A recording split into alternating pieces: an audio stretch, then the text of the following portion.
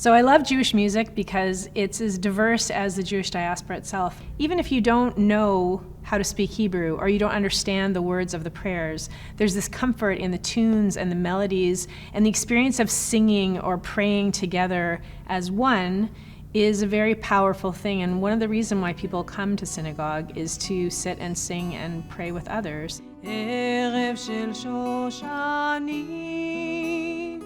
נצאנה אל הבוסתן מור בסמים ולבונה לרגלך מבטן. I'm Lena Gillis Satzman. We moved here in June of 1967 and moved into the new apartment buildings at 380 Gibb.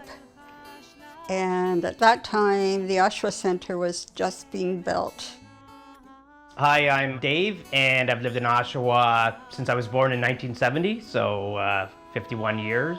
Went to the same high school as my dad. He went to high school O'Neill when O'Neill was the principal. Hi, my name is Louis Black. My father came here in 1920. I was born in 33. Now I know where I got my ears from. Remember, everything I tell you is from memory, so there may be the odd mistake. My dad opened Black's Menswear, and that was around 36. It was at the northwest corner of Prince and King, right across from the current Michael Starr building. But the earliest Jewish couple in Oshawa was in 1900 approximately, and it was the Swartz family, S-W-A-R-T-Z. Now there were other early Jewish settlers. The Engels, they had a department store, 2 stories, on the first block of Simcoe on the west side, north of King. One of the early Jewish businesses in Oshawa was my grandfather's business. He must have started it in the 30s or 40s, maybe a bit later, I don't know the exact timeline. It was called the Model Shoe Store. It was right downtown Oshawa, right across from the Regent Theater. And I just remember it was there, and then later on when I was a kid, it became a tattoo shop, and then another store, and then a soup kitchen, and now it's becoming something else. My dad spoke all the languages, so he's very successful in business.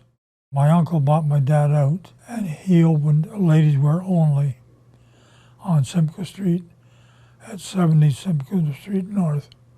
And Wilson's Furniture Store, of course. That's the Shermans. Their grandfather started it. So it's been here for a long, long, long, long time. Those days, business was a pleasure because people were basically honest. My father would arrange credit on a handshake.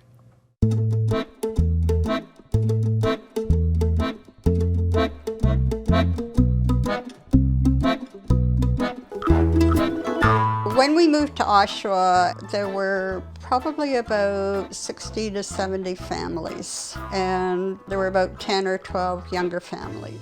Very tight-knit and very supportive, and I think that's really important, so you have that sense of community. Louis Black's wife played bridge with my husband, so they were big bridge buddies. Along with Oshawa, the community grew during the war. I think it prospered during the 50s and 60s. Some of the early places the Jewish community socialized were mostly it was in shul, in the synagogue. Every Saturday was the services, the main services, and after the services you'd have what's called a kiddush. Morton and Nat had to be the most welcoming people I've ever met in my life. They were very active in the Jewish community. I grew up in Orange Crescent, and that's where the rabbi's house was too, and we'd get invited over to the rabbis every once in a while. So I know that this synagogue was originally, the Jewish community would meet at Engel Hall, which was just a building owned by the Engel family. Yeah, I went there actually. In the early days, we had a very small community. We met in houses. We had a succession of rabbis. Some were much better with kids than others. In 1952, they bought the old McLaughlin house on 144 King East. There's a picture somewhere of my grandmother with a shovel breaking soil.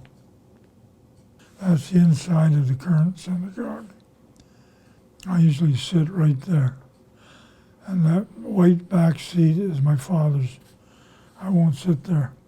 One of the things you see in a lot of Jewish music is it will take one verse out of Psalms or out of the prayer book and then just repeat it, almost like a mantra. שבת אחים גם יחד, הנה מה טוב ומה נעים, שבת אחים גם יחד. So this is the bima, the pulpit of the synagogue. This is where we lead the services from.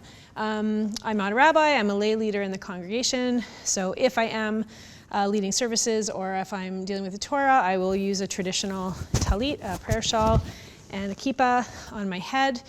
All of these symbols around the ark represent the shields or the symbols of the 12 tribes of Israel. So each one of these represents one of the 12 tribes. Above, on the top of the ark, we have two lions, Lion of Judah, and then we have the 10 Commandments. And then above, there's a crown, and the letter Kaf and the letter Tav, which means Keter Torah, or the crown of the Torah.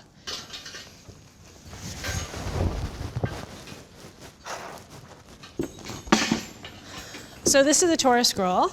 Often you'll see Torahs are decorated with crowns and or breastplates, which is sort of part of that tradition of adorning the Torah to make it special.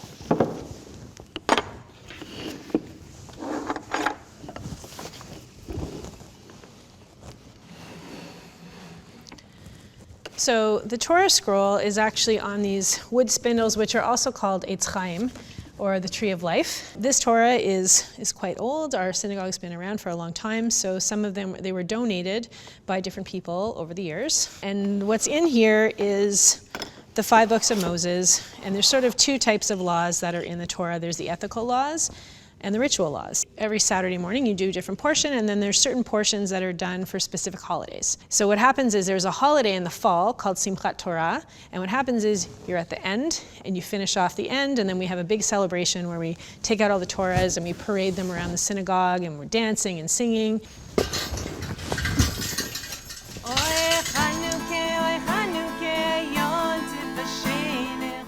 Hanukkah was a time of celebration. It was 8 days long. It celebrated the fact that the Jews took back Israel. Hanukkah is not a major holiday on the calendar, on the Jewish calendar, but it's a major holiday for kids. It was basically a time of fun. You get presents during it, but the only reason you get presents, like in the old country and in like Eastern Europe, they never got presents. Because it's so close to the time of Christmas, when people moved to North America, I guess the kids got upset, so they just adopted it. My memories of Hanukkah are very, very simple compared to what they are now. The kids would be given a gift a day. Nothing big. This is a menorah. It's my family menorah, so I've had this since I was a kid. This I bought in Israel when I went to Israel in 1963 to work on a kibbutz. So it has 8 lower candles, because there's 8 days of Hanukkah. On the first day of Hanukkah, you would put 1 candle here, and then the main shamas candle there, and you would light this candle.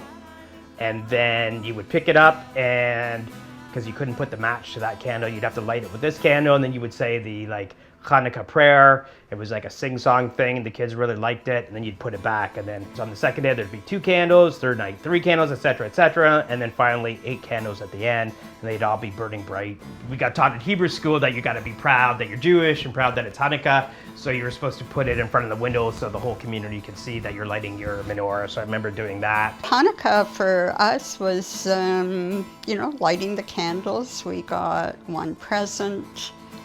My mother made potato pancakes, and that was the whole rigmarole because they were grated by hand, so there was always a little bit of skin in there, a little bit of swearing, and crying from the onions. It was like the only time of year I got the potato pancakes, liked having sour cream on them. Some people have, like my dad, he liked having applesauce, but I was a big sour cream guy. I can remember my mother threatening with my life if I ever told my next door neighbor there was no Santa Claus.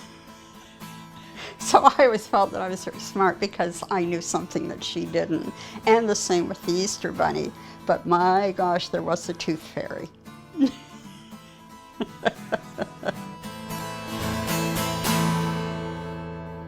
So the calendar that we follow every day, January, February, March, April, etc., the one the whole world follows the sun. It's a solar calendar. So the Jewish calendar follows the lunar cycle. So that's why our holidays shift. Hanukkah is generally close to Christmas every year because it follows a different calendar. Sometimes it's before Christmas, sometimes it's after, sometimes Christmas because it's 8 days long, sometimes Christmas may be in the middle. The high holidays are very religious. Sabbath is the most important. We just had the Jewish New Year, Rosh Hashanah, and the holiest day of the year called Yom Kippur, Day of Atonement. Passover is 8 days. Hanukkah is 8 days. Rosh Hashanah, that whole period is supposed to be time of reflection and thinking about what you've done and what you can do better. אדון עולם אשר מלך, בטרם כל יציר נברא. The population as a whole remembers who they are. My dad taught me about succeeding in life. You want to have a good job and stuff like that, but it's also doing the right thing and helping people no matter who it is. Any person who is part of sort of the larger community, to know about somebody who is part of a smaller community, no matter what it is that we're all people. My dad's name was Mort Martyr, and I know there's a common saying with some Christian people called WJD, what would Jesus do? And whenever I'm in a conundrum, I do WMD, what would Mort do? And usually the right answer comes to me. And I guess that would be it.